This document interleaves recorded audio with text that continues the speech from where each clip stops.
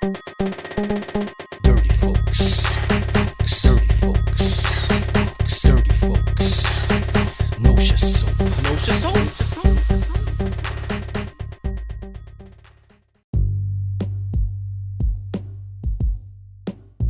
Okay, so I think I'm gonna make this a Dirty Folks podcast. So welcome to the Dirty Folks podcast. Um, I titled this one "Threesome Sucked 10 Years Ago" because I was thinking about a story. I was thinking about my little cousin. I give my little cousin so much game when I was so young that they just couldn't comprehend it. It took them like 7 to 10 years to realize I'm always right, right? And the reason being is because I'm always the person who goes out there first. I'm always the person that'll take that chance, like, yo, what's the worst that can happen? And and just like anything else, like anything else in life, if there's a strong wind, you'll feel it at the top before you feel it at the bottom, right? So I remember my cousin, he's like 7 years younger than me. So he's about 18, 19 at the time. I'm about 25, 26. And he was like, he wants to have a threesome. He never had a threesome. And I was like, yo, they way overrated, my G. They way overrated. It's just too much work. You got one dick, one mouth, two hands. You got two girls, that's six holes. You can't even fill all the holes. It's like you're playing double dutch trying to get your turn in. It's just, yeah. And he was like, yo, but it seems cool. I go for what you know. He ends up getting a threesome at 30. So over 10 years later, he gets it. And he was like, yo, you were right. It was overrated. And I was like, yo, I told you. And he was like, well, I had to go through it. I had to experience it for myself. Um, some things you have to do for yourself. And I was like, all right, touch the stove if you need to. And that made me think about all the other times in life that you see the curve before it happens, right? So I thought about how I did mortgages um, from 1999 to 2005, right? And then I got into property management. And around that same time, uh, the big homies, like the baller ballers, they were running nightclubs and comedy clubs in different cities. One of them being Detroit. So around the same time, the bread and butter of the refi game was of the mortgage game was refinance. Everybody wanted to refinance for a lower APR. Everybody refinance, refinance, refinance. You know what I'm saying? It was hard to get somebody who was looking to buy a new home, but it was easy to find somebody that wanted to get down from an 8% or a 12% mortgage rate down to a 3, adjustable. So that's how I was getting my money, right? So again, paying my bills. And around the same time, like 2004, 2005, when the refi money started slowing up, around the same time, my man's is shutting down his comedy clubs in Detroit. And I'm like, yo, what's going on? He said, yo, the money's slowing up. Something's about to happen. Of course, then you had the stock market. I mean, not the stock market, the mortgage crash of 2008. And everybody lost everything. But the precursor came 4 or 5 years before then. And we were already preparing for it, like, yo, this is about to be some bullshit. But people who never had shit or people who were just happy to have shit, they just missed the beat. They just didn't catch up. So um when it came down to the relationship shit. So in 2009, my dad said, yo, you've been a hoe for a long time. It's time for you to settle down, get married, give me some grandkids. I said, oh shit, Pop, all you need me to do is fucking bitch raw. I could do that, Pop, no problem. He said, no, I want you to find somebody you like and, get married and, because you got to understand, I'm the only Summers man. I'm the only man on both sides of my family that hasn't been married since the 1890s. Since the 1890s. So I'm like, all right, Pop, I had a good run. I'll go out here and find a mate. Between 2010 and 2011, I probably dated 80 chicks. You know what I'm saying? My niggas still laughing at me like, nigga, how you go from no kids to 18 abortions in 7 months? I say, nigga, I was doing numbers. Um, but for the first time in my life, I listened to women, right? For the first in 2010, I probably been getting pussy since 90, 89, 90. 2010, the first time I ever listened to a woman, because I already know their story. Every conversation going to be about her favorite color, her childhood experiences, her childhood rate, what she wanted to go to college for, what she went to college for, how many kids she got, if she want kids. Only questions a girl gonna ask you is what you do for a living, because they want to size up your money, and what you like to do in your recreation, because she wants you to pay for it, so she hopes she likes to do the same things. I know the conversations. I don't listen to the conversations. I put the phone on mute, and then once in a while I pick up the phone like, yeah, I heard you, and put the phone back on mute, because I really don't need to hear nothing. I just need her to talk herself out for 45 minutes until she says, "Oh my God, I felt like I knew my whole life," because you just told me your whole life, and then I could fuck for free. So I had a method. Never failed me. Never failed me. 2010, I said, "Okay, Pop, I'm gonna listen to women." Drove me nuts. Girls don't talk about shit. Oh my God, it was like needles in my brain, and I'm like, how did Pop stay married this long? Like, how the fuck do y'all niggas listen to these chicks and become emotionally invested? Like, they dumb as shit. And around 2011, 2012, that's when I started calling the bullhorns. Like, yo, it's not looking good, brothers.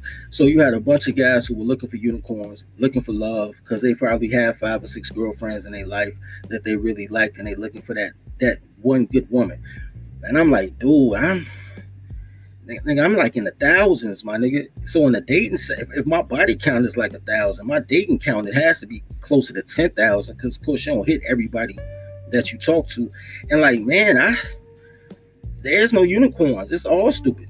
But the stupid was fun when I didn't want anything out of it except what I wanted out of it. It just became nerve wracking when I thought it was something deeper, like something past the surface, and it's really not.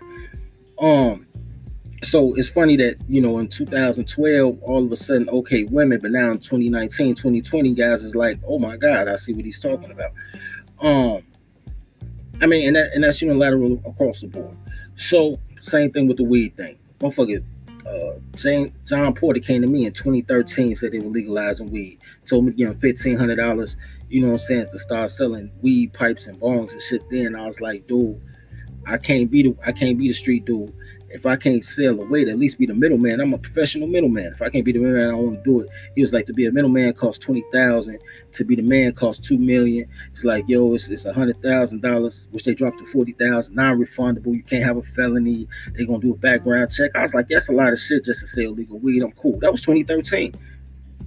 If I knew about it in 2013, how come all these black politicians only know about it in 2019? Now they want to protest and all type of shit in City Hall. My point is that none of these things happen in a vacuum. Everything that somebody's talking about, they were already at an echelon in which they saw it coming, and they yelling from the top of the hill like, listen here, brother, it's fucked up on the other side of this hill. We need to make a detour. And instead of, people think you crazy though. When you the only one at the top of the hill, it's like you and a couple other dudes like, no, turn around. Everybody else like, but no, I was told that the top of the hill is great. And you're told that because black men are at least 10-year, maybe 20-year disadvantage because they grew up in matriarchy. And the thing about women is instant gratification. If it feels good today, then it must be good tomorrow. And that's just not true. And even though you guys know that now, you're still not looking at what comes 10 years ahead, right?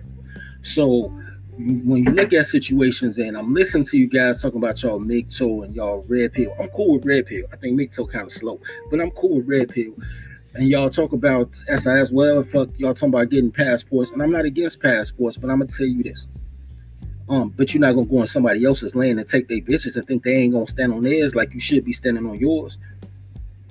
So when I hear y'all talk about this, man, I realize that y'all still 10 years behind the 8 ball. The 8 ball is this. Right now, anything you want to do in life, you can conquer with a 7-year plan. But you can't go 7 years and say, yo, this is worse than it was 7 years ago, because you didn't plan for it 7 years ago. You know what I'm saying? So right now, I need to do a better job. Dirty folks need to do a better job at instead of because now I've already blown the trumpets. I've already said, yo, this fucked up. Not all y'all saying, yo, this fucked up. You know what I'm saying? And so I'm past that point. I've already figured out the solution. You know what I'm saying? So I need to do a better job of that. So I'm dedicating the Dirty Folks actual YouTube channel to money making business shit. But um, but I just want to tell you guys this. This is the future. This is what's gonna happen in the future later. What's gonna happen is you're gonna have to do three things. And these are the three things. Everything that you have to do, everything I'm telling you to do is the things that they did in 1890. You have to do everything that the slaves did in the 1870s through the 1890s. Today, modernized, upgraded. You need to do everything they did yesterday, today, in order to achieve. Because you can't follow the system that's laid out for you because it's not meant for you. It's not. The system that was meant for you was the patriarchal system back then. And what that was feeding a pack, having a pack of people with a system structure, infrastructure, and say, yo, this is what we're gonna do. We got our tradesmen, we got our assignments, we're gonna make this happen. And get off that I'm in it for my own personal gratification. Here's the real shit. Here's one of the things that fuck guys up. You've been told your whole life by women that men think what they did. It's a lie. It's not true. Men don't think what they did because they don't think. Men think with his wallet. If you fuck me and I fuck you, it don't cost me nothing. I don't care. But if I pay a light bill around that bitch and you tell me it's over, no, it's not. So I get my light bill out you. You know what I'm saying? So men think with their wallet, girls think with their coochie. Girls think that all men are cheaters, but at the same time, if you talk to girls, they'd be like, "Oh my god, if I had a penis, I'd fuck all these dumb chicks." That's why everything they say is a projection. That's why I say when you grow up in a matriarchy, that you have a false identification of your brethren. You be like, "I'm not like that," but I keep hearing these stories, so other brothers must be like that. But that's not true. Just goofy ass bitches telling you what she think men do because they stupid. So I'm telling you, as a guy, I'm doing my part. I got my people, and I want to extend you the same branch. I was about to say something else. It's the same branch that in order to achieve in this world, man, we gotta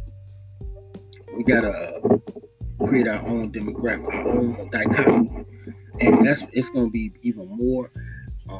Instead of thinking like, yo, you need a woman that has money so y'all can match money and y'all, because that's the shit y'all saying right now. I need a woman that got money so we can match dollars and then we'll have more money.